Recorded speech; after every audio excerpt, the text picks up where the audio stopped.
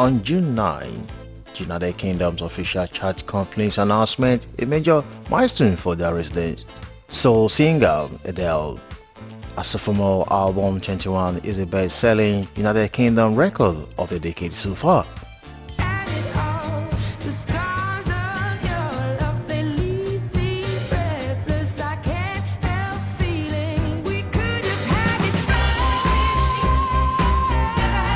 That the record has earned such a distinct honor is not entirely surprising. After all, 21 spent an astonishing 23 weeks at number 1 and to date has sold 4 million copies in the United Kingdom. That's especially amazing when you consider that the UK only has a population of 64 million, meaning that enough copies were sold that nearly 15% of the entire country could own the album.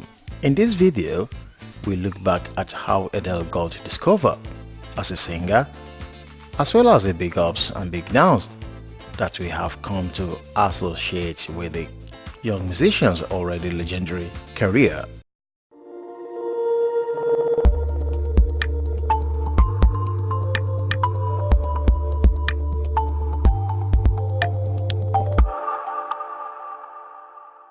Strange father. It was our young mother, who was only 18 when Adele was born, who encouraged the soul singer to test her limit and explore her creative side. From 4 years old, Adele had been obsessed with emotive voices, especially those of singers like Mary J. Blige, Lauryn Hill, and Alicia Keys. But her real musical awakening came when she discovered Etta James and Ella Fitzgerald records at a thrift store. There was no musical heritage in our family, Adele told The Telegraph. Chart music was all I ever knew, so when I listened to the Ettas and the Ellas, it sounded so cheesy, but it was like an awakening. I was like, oh, right, some people have proper longevity and are legends. I was so inspired that as a 15-year-old, I was listening to music that had been made in the 40s. The idea that people might look back to my music in 50 years' time, that was a real spur to doing this. Adele left public school at 14 to attend the Brit Performing Arts School, where musicians like Lena Lewis and Amy Winehouse also honed their craft. During her time at the Brit, Adele uploaded 3 demos to her MySpace page. Among them are my first song, Hometown Glory, that caught the attention of the London record label XL. At 18 years old and just 6 months after her graduation, Adele signed to XL and began her career. Instant fame. In January 2008, Adele released her debut album 19, and shortly thereafter, she won the prestigious Brit Critics' Choice Award.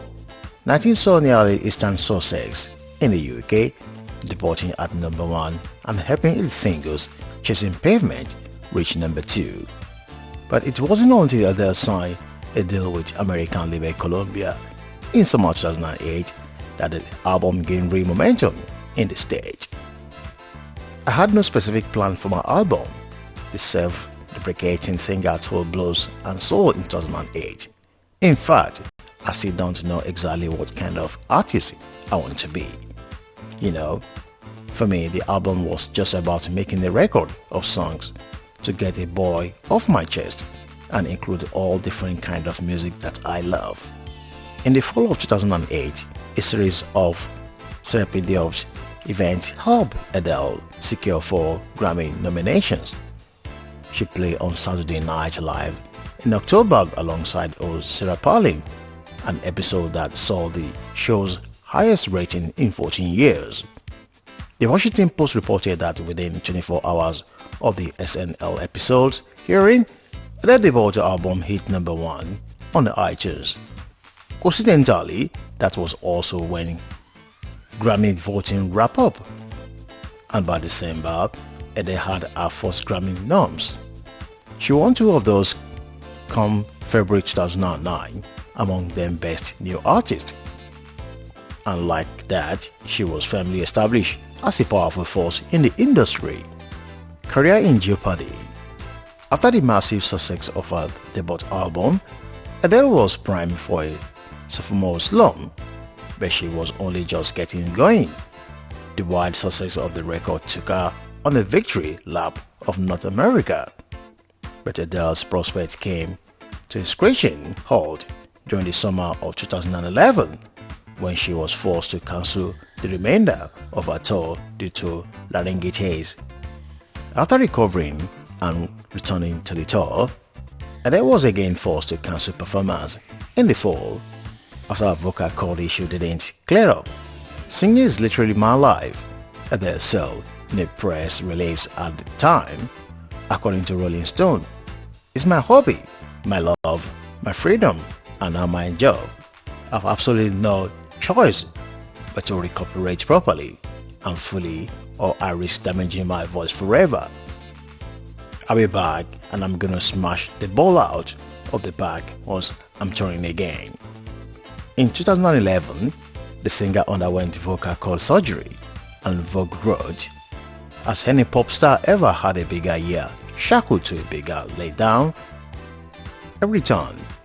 That sickness precipitated Adele's relative scarceness for years, but it did little to stall the influence of her sophomore effort. In February 2012, Adele won 6 Grammys for 21's, tying with Beyoncé for the most award won in a single night.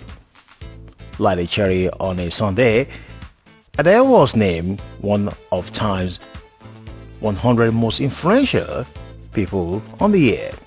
Yet she hasn't released much new music of her own since, singing only the James Bond song Skyfall, which will earn a 10th Grammy. Soon after, Adele gave birth to her first child. She's been on hiatus ever since and has likely been working on her third album, but neither a name nor release date have revealed. Rumor had it that it will come this year. At only 27, Adele has achieved a rare birth.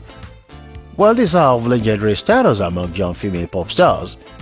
It seems guaranteed that Adele will be like her idols Etta James and Ella Fitzgerald, one of those musicians who people look back on 50 years